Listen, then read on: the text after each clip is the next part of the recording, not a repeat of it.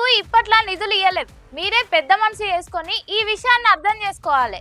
తన నియోజకవర్గంలో డెవలప్మెంట్ కోసం నిధులు అడిగిన ఒక సీనియర్ ఎమ్మెల్యేకి రేవంత్ సర్కార్ ఇచ్చిన ఆన్సర్ ఇది. మీరు అభివృద్ధి కావాలనుకుంటే మాత్రం అమలు చేయడానికి నిధులు ఉండనక్కర్లేదా? అర్థం చేసుకోవాలి కదా మీరే అని రివర్స్ లో క్వశ్చన్ చేసిండ్రట party chief. Banswada MLA Pocharam Srinivas Reddy ఆవేదనకి టీపీసీసీ చీఫ్ మహేష్ కుమార్ గౌడ్ ఇచ్చిన ఆన్సర్ ఇది. తన నియోజకవర్గంలోని సిద్ధాపూర్ రిజర్వాయర్ పనుల కోసం నిధులు అడుగుతున్నారు పోచారం శ్రీనివాస్ రెడ్డి. ఒకప్పుడు స్పీకర్ గా చేసిన ఇంతటి పెద్ద నేత నిధుల కోసం సంబంధిత మంత్రికి 20 సార్లు ఫోన్ చేసినా కూడా నో ఆన్సర్ అట.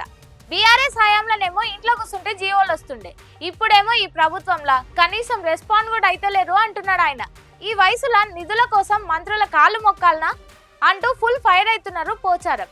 సీఎం రేవంత్ రెడ్డి ఇచ్చిన మాట తప్పారని డైరెక్ట్ గా అటాక్ చేస్తూ అసలు రాష్ట్రంలో ప్రభుత్వం ఉందా లేకపోతే ఎవరి కోసం పనిచేస్తుంది ఉంటే అని నిలదీస్తున్నారు. సొంత పార్టీ ఎమ్మెల్యేనే ఇంతగానం సీరియస్ అవుతుంటే టీపీసీసీ చీఫ్ మాత్రం దీన్ని చాలా ఈజీగా తీసుకుంటున్నారు. సిద్ధాపూర్ రిజర్వాయర్ కోసం ఇప్పట్లో నిధులు ఇవ్వలేమని డైరెక్ట్ గా చెబుతూనే పోచారం సీనియర్ లీడర్ కాబట్టి పెద్ద మనసుతోటి అర్థం చేసుకుంటారని భావిస్తున్నా అని ఒక కూల్ ఫినిషింగ్ ఇచ్చారు. అంటే పబ్లిక్ ప్రాబ్లం సాల్వ్ చేయడానికి డబ్బులు లేవు కాబట్టి ఈ విషయం గురించి పెద్ద మనసుతోటి సైలెంట్ గా ఉండాలంటున్నారన్నమాట.